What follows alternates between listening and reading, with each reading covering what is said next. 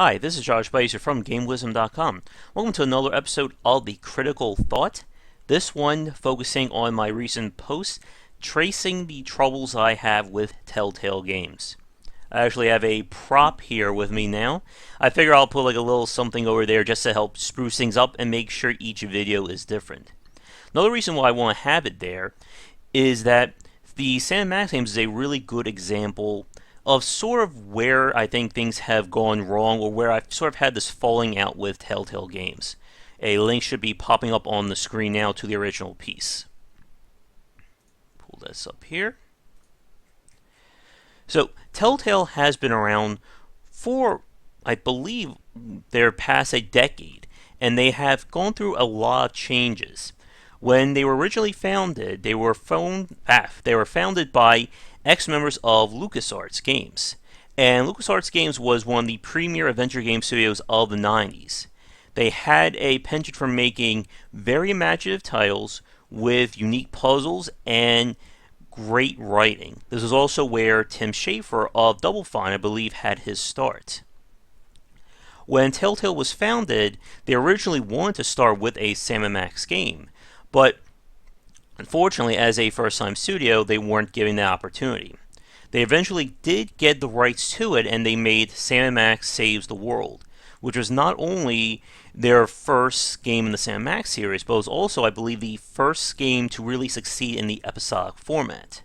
I'm going to be going back to Sam & Max several times in this piece.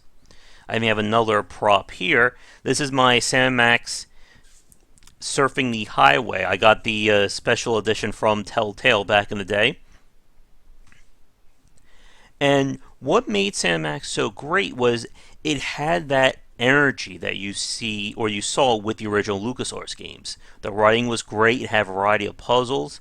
It also helped that creator of Sam & Max, Steve Purcell, was also helping them with the development of it. Following Sam & Max, that sort of started their use of licensed IPs with their games. They did Wallace and Gromit, they did Back to the Future, Jurassic Park, and of course, the big name game, and the one I'm sure everyone watching this knows, is The Walking Dead. And The Walking Dead was, I think, sort of their crowning achievement, I think, in terms of the mainstream audience. This was a game that everyone basically knew. It won a lot of Game of the Year awards for writing, storytelling, etc. It was also, I think, one of the more mature games to come from Telltale. Despite doing like violence with Jurassic Park, this game dealt with a tale of a surrogate father and daughter relationship, the brutalness of the zombie apocalypse, and of course the very, very dark ending of what happened to Lee. Adjust that there. And no one really saw an adventure game of this style before. And because of that, it really, I think, elevated them to where they are today. It also established their sort of like the Telltale foundation or their structure for games going forward, which is a chapter format for their games instead of having each episode essentially be self-contained. And that is a major part of what I talked about in my piece. And I think part of where my problem is. Their writing, their design is now adhered to this chapter format, instead of being allowed to essentially breathe.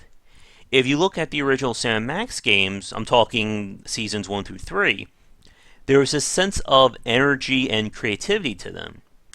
You never knew what was going to happen in an episode. You never knew what was going to happen in each subsequent episode.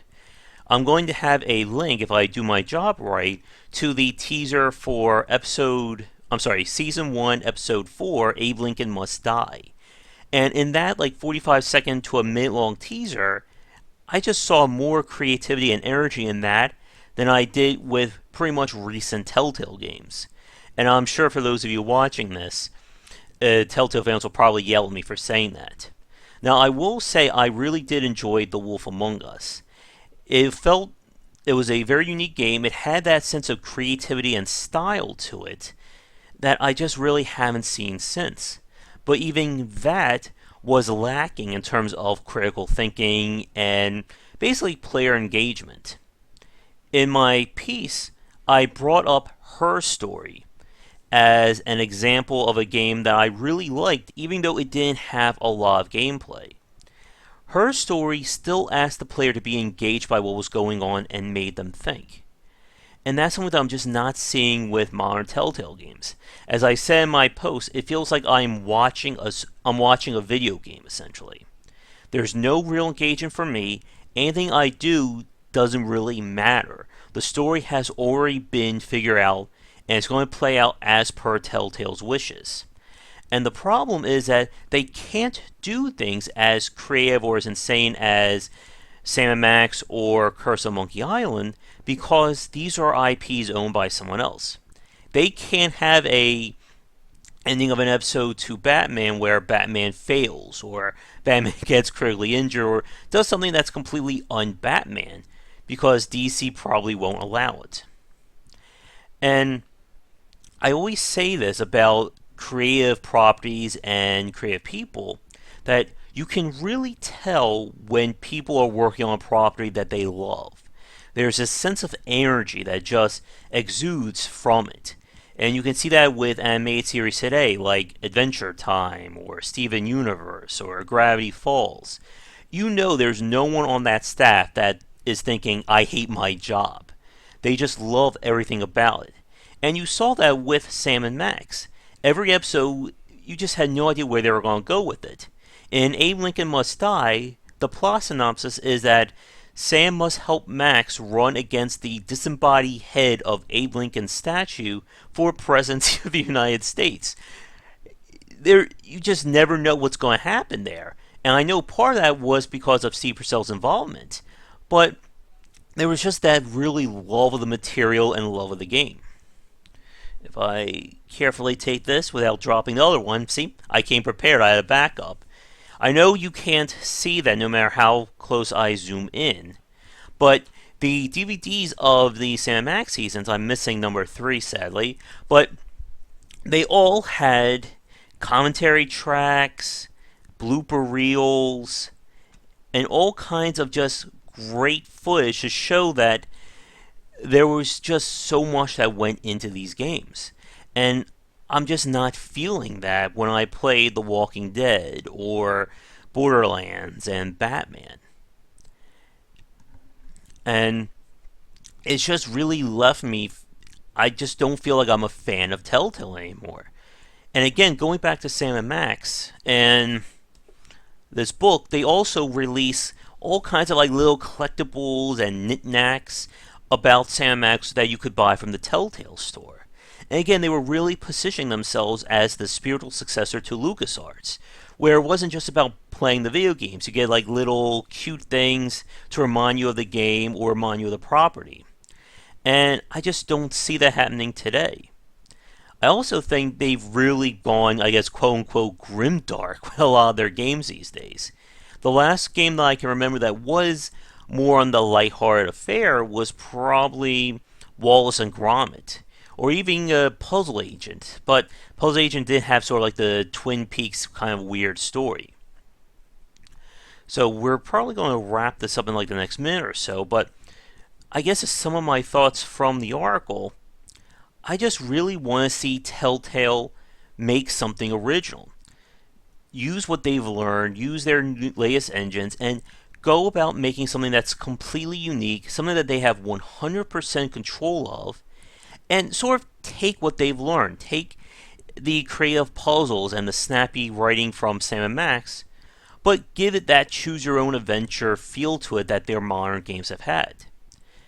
I said this on an earlier post, but I want to see Telltale basically be unchained. I want to see them make a game where every player has a completely different experience, but also be able to interact and alter that. Way beyond just making these soft choices. Again, having a character be angry or mad with you or stuff like that doesn't affect the plot. It doesn't change what's going to happen.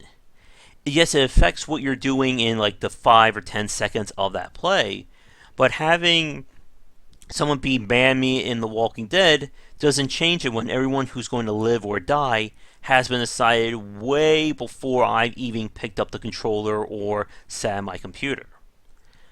And I'm curious, for those of you watching this, what do you think? Are you still hardcore fans of Telltale?